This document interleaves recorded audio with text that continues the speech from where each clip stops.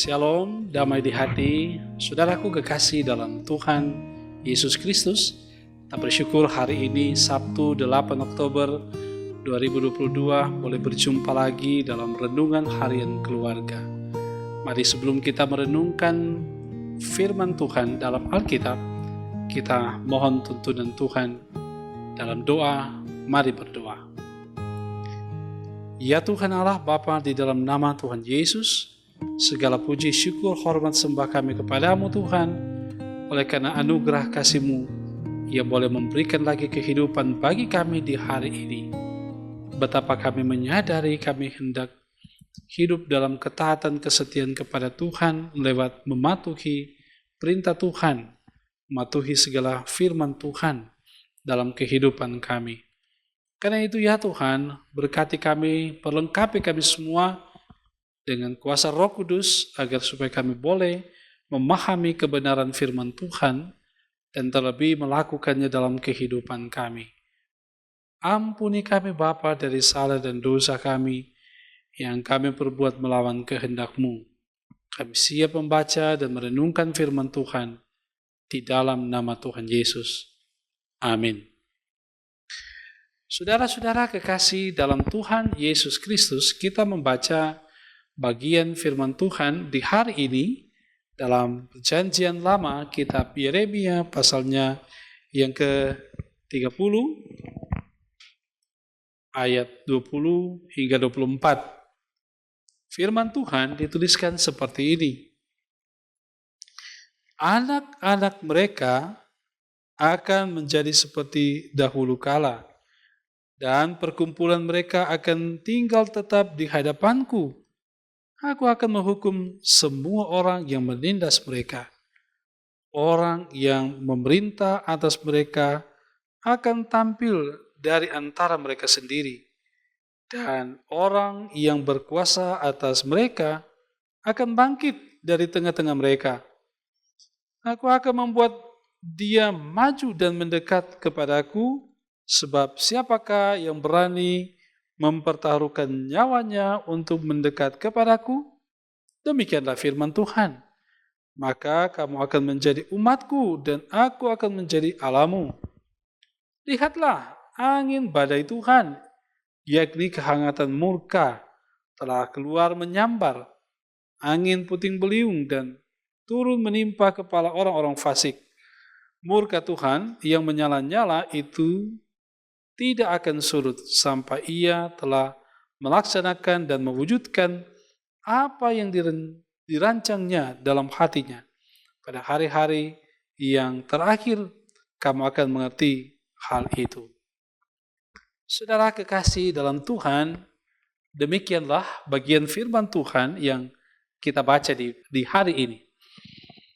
Mari kita merenungkan bagian ini dengan judul Perenungan Pemulihan Generasi.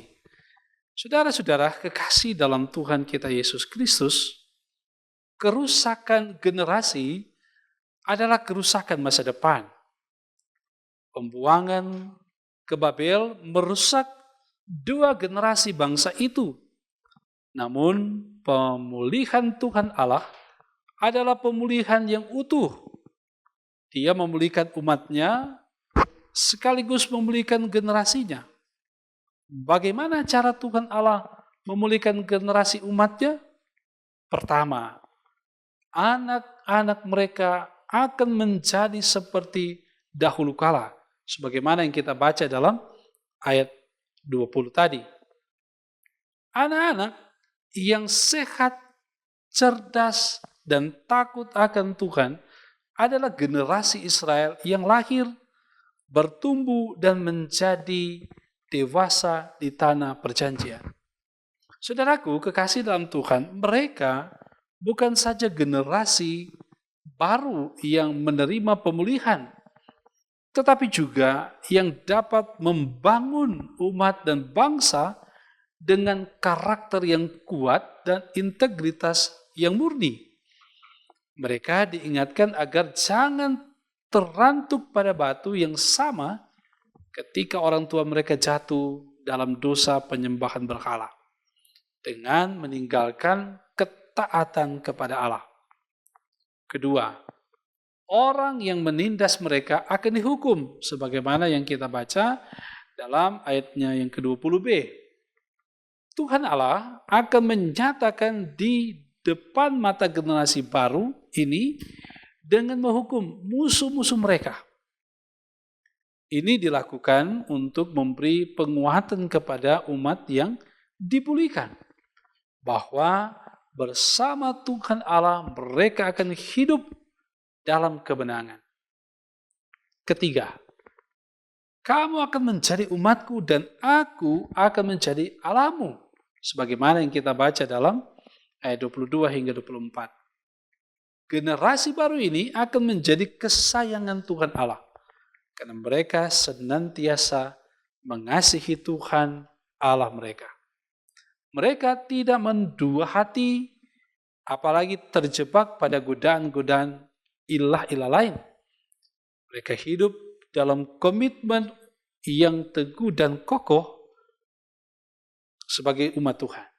Saudaraku kekasih di dalam Tuhan Yesus Kristus, murid-murid Tuhan Yesus yang pernah ragu-ragu dan takut mengalami pemulihan ketika berada dekat Danau Galilea saat Yesus menampakkan diri sesudah ia bangkit.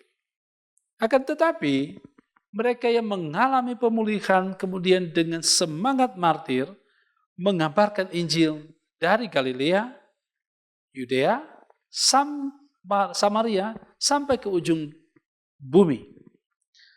Mereka tidak tergoyahkan walaupun berbagai ancaman dan penganiayaan datang silih berganti.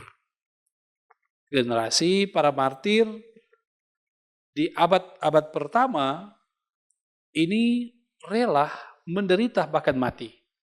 Sehingga dalam sejarah gereja dikenal ungkapan darah para martir adalah benih-benih pertumbuhan gereja.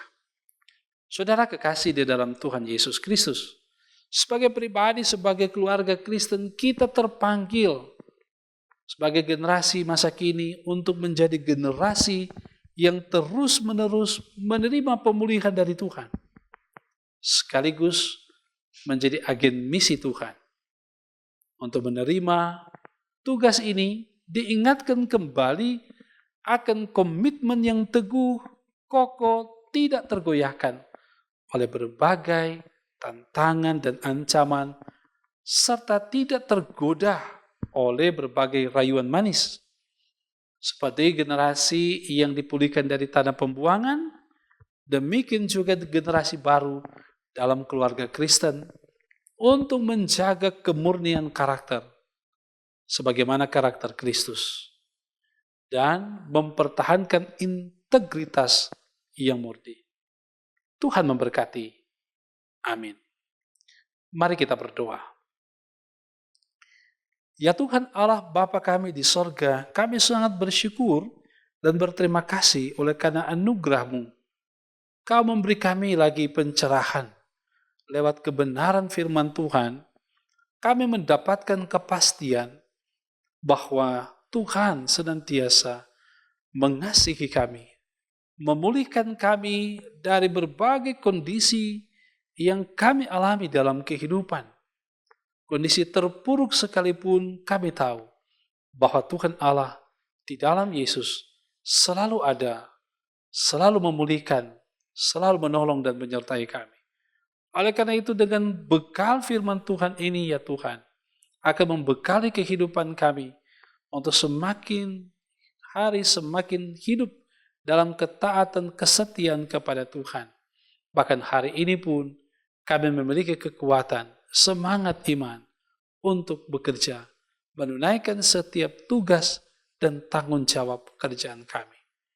Maka dari itu ya Tuhan, kami pun berdoa kepadamu, berkatilah semua jemaat-Mu, umat-Mu, Jemaat Maranatha Paselatan, dari kolom 1 hingga kolom 27, mulai dari anak-anak hingga orang tua, para lansia, kiranya ada dalam penyertaan dan pemberkatan Tuhan. Ketika mereka ada dalam pergumulan, kami percaya ada kekuatan iman yang mereka miliki menghadapi tantangan dan pergumulan persoalan kehidupan rumah tangga, dalam pekerjaan, dalam pelayanan, dan lain sebagainya. Dan mereka yang bersyukur, bersuka cita, kiranya mereka boleh menikmati syukur dan sukacita itu di dalam Tuhan. Berkati perangkat pelayanan yang ada di Jemaat Maranatha Paslatan, badan pekerja, demikian juga diaken, penatua, baik penatua kolom, penatua bipra, komisi-komisi kerja, memberkati semua yang terkait dalam pelayanan. Demikian juga para kostor, pegawai, tim multimedia, terus ada dalam pemberkatan Tuhan. Pemerintah kami diberkati oleh Tuhan, disertai oleh Tuhan, termasuk pemerintah yang ada di Kota Tomohon, disertai oleh Tuhan. Terpuji Engkau Tuhan, sepanjang kehidupan kami hari ini, kami serahkan ke dalam tangan pengasihan Tuhan. Dalam nama Tuhan Yesus, kami berdoa dan bersyukur kepadamu. Amin. Saudaraku kekasih dalam Tuhan, demikianlah program Renungan Harian Keluarga di hari ini. Semoga saudara diberkati, dan karena itu tetap rajin bekerja, rajin berdoa, rajin membaca Alkitab. Jangan lupa untuk selalu mengikuti Renungan Harian Keluarga lewat channel YouTube Maranatha Paslatan. Tuhan Yesus memberkati kita semua. Shalom.